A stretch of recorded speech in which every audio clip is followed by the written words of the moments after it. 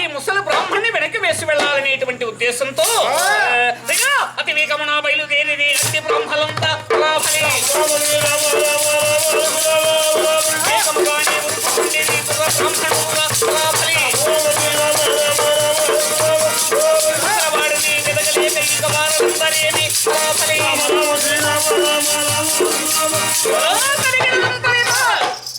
ఆ ముసలి బ్రాహ్మణుని వెనుక్కోలేక చాలా ఇబ్బంది పడుతున్నారండి. ఎంత ఆయన దొరకటం లేదు. అప్పుడు ఆయన ఒక వృక్షం కింద కూర్చున్నాడండి. ముందుగా కూర్చున్న కొంతసేపటికి అక్కడికి వెళ్ళిపోయారు ఈ కుర్ర బ్రాహ్మణులంతా.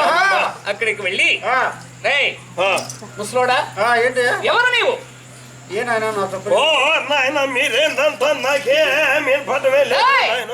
నీవు ఎక్కడికి వెళ్తున్నావు? నీవు ఎవరు? నువ్వేందో చిన్నగా చెప్తాను, నాకేమీ పట్టమే లేదురా మనవడా. అలా వయసులో బ్రహ్మాండంగా బతికి నా కొడుకునేరా. అయినా అంత అయిపోయిందిరా నాయన. నాకు మోసేతులు ఎనికిపోయి మోకాలు ముందరకు వచ్చిరా నాయన. అయ్యా గోడ అవుతున్న మనుషులు తన్నుకుంటాను, నాకేం కనపడమే లేదురా నాయన. అయ్యా నీవు ఎవరు? ఎక్కడ నుండి వస్తున్నావు? ఎచ్చటికి వెళ్తున్నావు? నాయన నేను కనపడడం లేదంటే నేను కూడా బ్రాహ్మణోత్వం లేదు నాయన. నువ్వు అంతా నేను చూస్తా అంటే నాకు మా అన్నలాగా ఉండవు కదా నాయన. సరే కానీ ఊపిరి కూడా వచ్చిందిరా నాయన. నాకు మీ అవ్వ చచ్చిపోయినా ఊపిరి కూడా వచ్చిందిరా. మీ అవ్వ చచ్చిపోయినప్పుడు ఎలా ఉన్నావు తాతయ్య? అవి ఉన్నంగా బ్రహ్మాండంగా ఉండేవాడిరా నాయన. నేను బ్రహ్మాండంగా నాయన వయసులో నేను కూడా బ్రహ్మాండంగా ఉండారా. ఏ విధంగా ఉన్నావు? బ్రహ్మాండంగా గోసి పెట్టి పంచి కట్టుకొని నాయన, రుమాలు చుట్టుకొని బుర్ర మీసాలు పెట్టుకొని నాయన ఎద్దలు తోలుకొని పోతాంటే అచ్చం శ్రీరామచంద్ర గోర్లాగుండేవాడినా నాయన నేను. మీ అవ్వ అప్పట్లో బ్రహ్మాండంగా ఉండేదిరా నాయన. ఎకరన్నర చీర కట్టుకొని నాయన మీ అవ్వ అర్ధ ఎకరా రైతు కట్టుకొని కుక్క బొట్టు పెట్టుకొని బజార్లమ్మట పోతాంటే అచ్చం సీతమ్మ గోర్లాగుండేది మీ అవ్వ నాయన. నేను శ్రీరామచంద్ర గోర్లాగుండేవా అని చెప్పాను కదా నాయన. నేను పొద్దుకితే మీ అవ్వ నాయన నా మంచం విడిచిపెట్టేది కాదురా నాయన. నేనంటే మీ అవ్వకు సత్యంత ప్రేమరా నాయన. మీ అవ్వ దగ్గర ఒక రోల్ ఉండిదిరా నాయన, ఇనప రోల్ ఉండిదిరా నాయన. పొద్దుకుతానే ఆకు ఒక్క తీసుకొని వచ్చేది నాయన.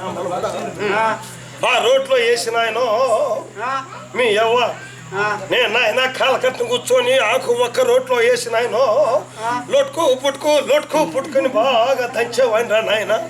దంచి నోటిండా పెట్టేవాడిరా నాయన. మీ అవ్వ చచ్చిపోయినా లొట్టుకు లేదు, పుట్టుకు లేదు, ఏం లేదురా నాయన. మనముడా అనుకుంటే పెద్ద బాధగా నీవు ఎక్కడికి వెళ్తున్నావు నాయన? నాకేం ఏం పట్టలేదు. ఇంకొకరు గట్టిగా చెప్పు. నీవు ఎక్కడికి వెళ్తున్నావు? ఇంకొకరు గట్టిగా చెప్పిన ఆయన నాకేం పట్టమే లేదు.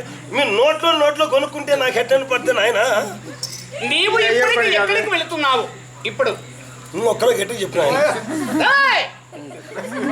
నీవు ఎక్కడికి పోతున్నావు? నేను ఎక్కడికి పోతానంటవా?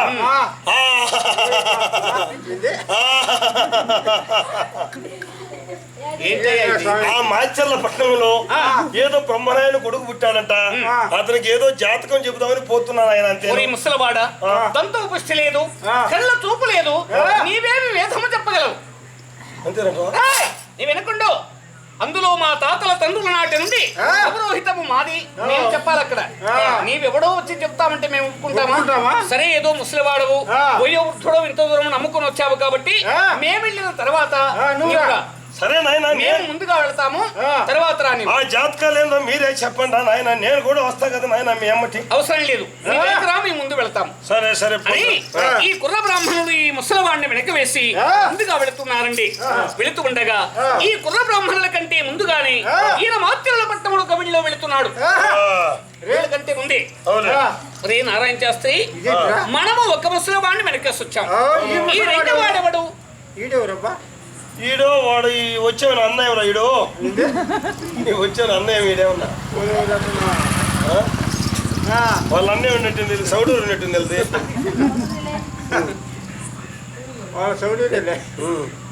సరే అవును. ఎవరైతేనేమి వెళదాం పదండి అంటూ ఆ ముసలి బ్రాహ్మణుడు వీళ్ళు అందరూ కలిసి ఒకేసారి వచ్చేసి మాచిరాల పట్టణాన్ని చేరుకున్నాడు.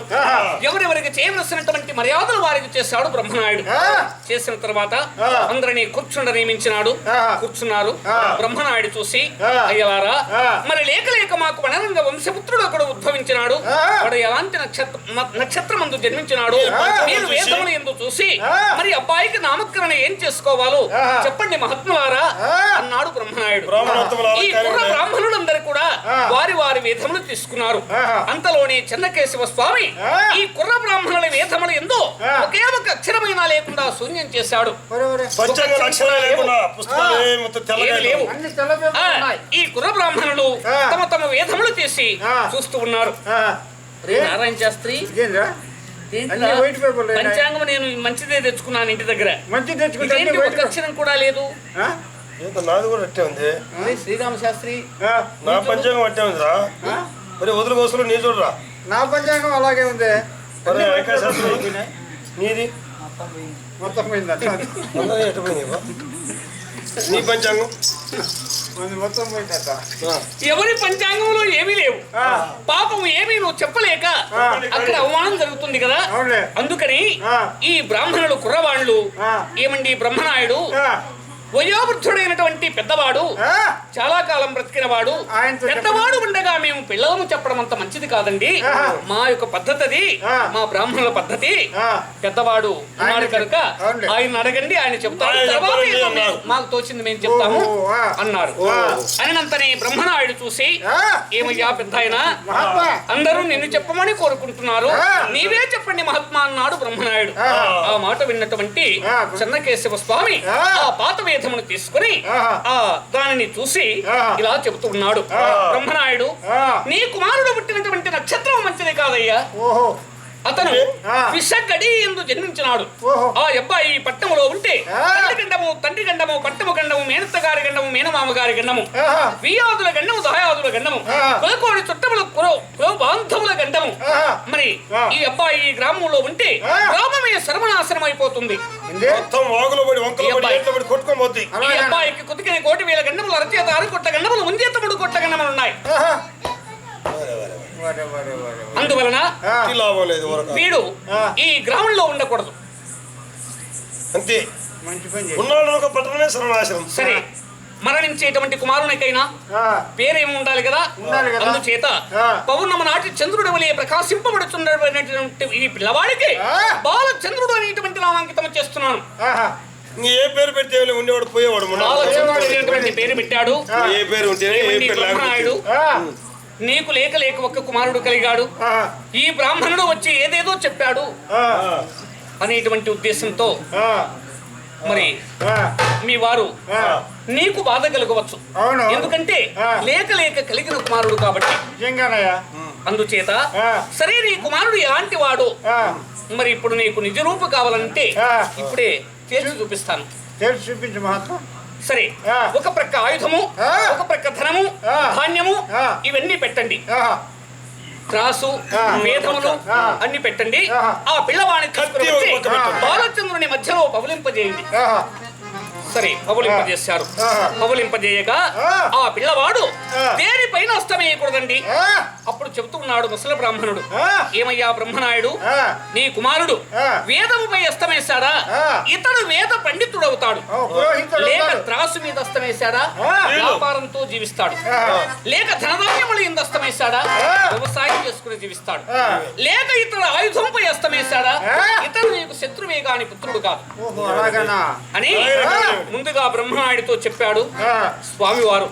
ముసల బ్రాహ్మణుడు తర్వాత ఈ పిల్లవాడు అసలు వీరునకు అవసరమైనది ఏమిటి?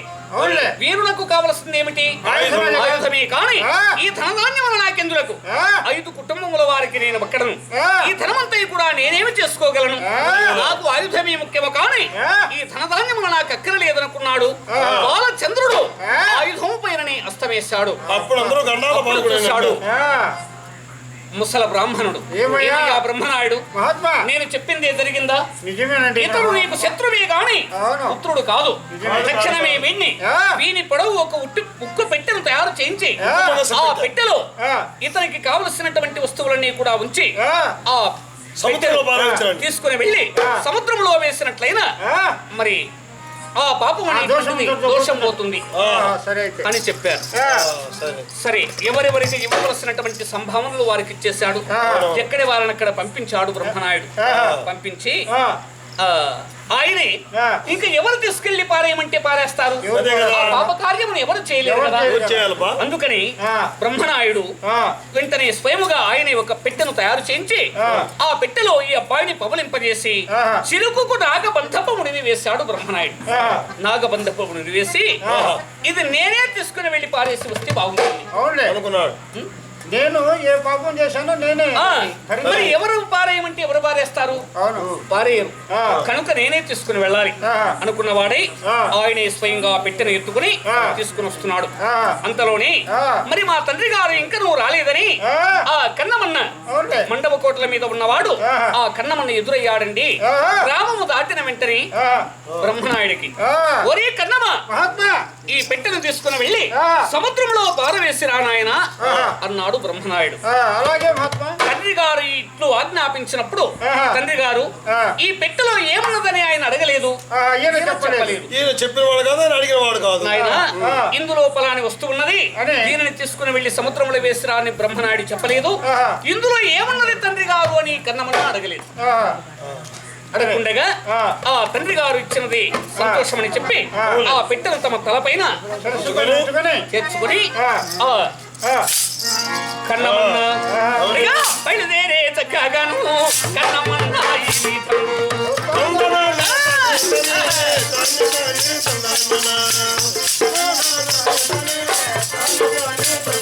అయ్యా, అగ్రికల్లు అడవులలోన చేరినాడు చక్కగాను.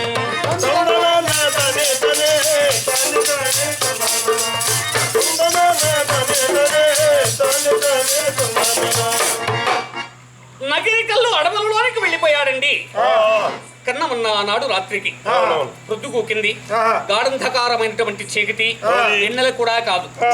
అందుచేత ఆ చీకటిలో దారి కనపడదు, తెల్లవారగానే వెళితే బాగుంటుందని అక్కడ ఒక చెట్టు మొదట ఈ పెట్టెను పెట్టుకున్నాడు. అక్కడ కూర్చున్నాడు. ఆ.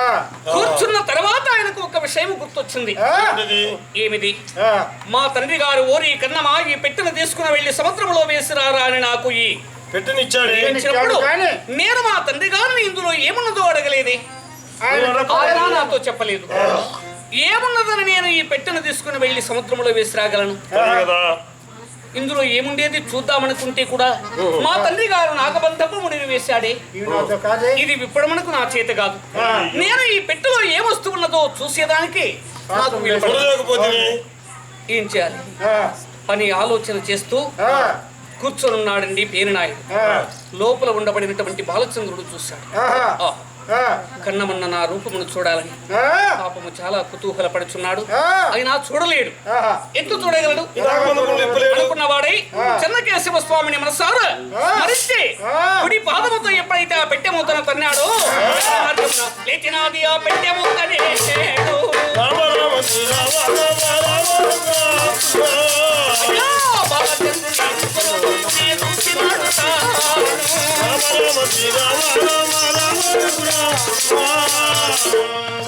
ఆ పెట్టె మూతని కుడి పాదముతో తన్నాడట. బాలచంద్రుడు పైమూత ఎగిరి ఆకాశ మార్గమునకు లేచి వెళ్ళింది. ఆ. అప్పుడు కనిపించాడు ఆ. ఈ బాలచంద్రుడు కన్నమన్నకు. ఆ అందమైనటువంటి బాలచంద్రుని చూసి అబ్బాయిని కబలించుకుని, ఆహా. అయ్యో కుమారా,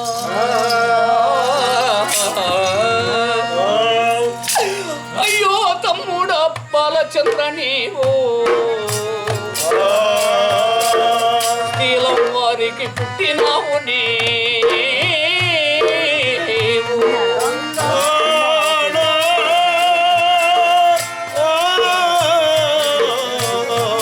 ఆహా, కన్న కుమారుని జీవితముగా ఎవరు చేసేదా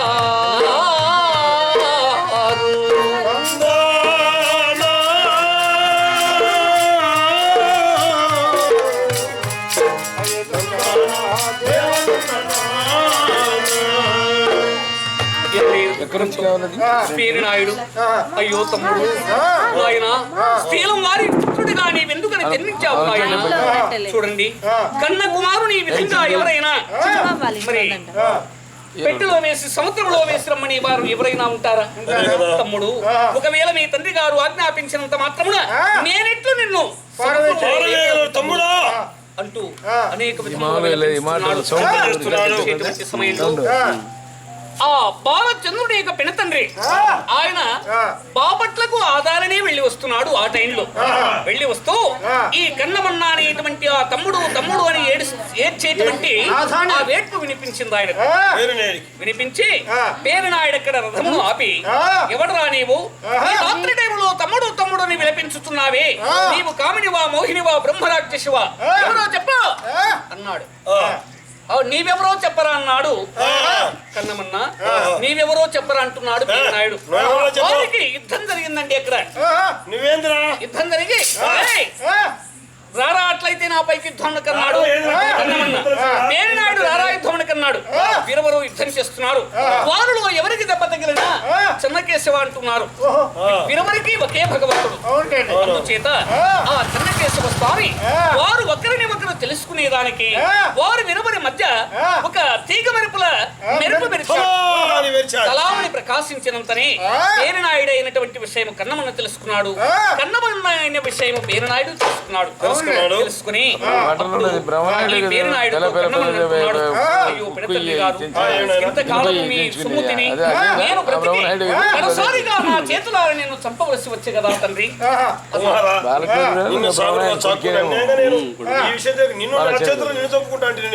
సరే నాయన నీవు తమ్ముడు తమ్ముడు అని విలపిస్తున్నావి.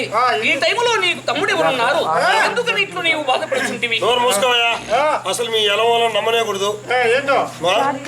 మీ ఎలవలో కూర్చున్న చోట 7 మట్లు త్రవి చూసిన విషయం ఉంటుంది. ఎందుకో ఈగకు తల ఎందు కూర ఎందు ఈగకు తల ఎందు విషయం ఉందంటున్నారు. మీ ఎలవాళ్ళు కూర్చున్న చోట 7 మట్లు త్రవి చూసిన విషయం ఉంటుందండి. అది సరే 5 కుటుంబాల వారికి 5 గోత్రాల వారికి లేక లేక రాజ్యాల చిన్న దయంతకరం చేత వరంతో కొడుకు పుడితే వారేదో బ్రాహ్మణులు చెప్పిన మాటలను మీ కుతికిన 1,000 గండాలు ముంచేత 32 గండాలు చేత 62 గంట నక్షత్రం ఉన్నాయని వీడి పిల్లవాడు పట్టణం ఉంటే పట్టణమే సర్వ నాశనం అని చెప్పి బ్రాహ్మణులు చెప్పగా వాని సప్త సముద్రంలో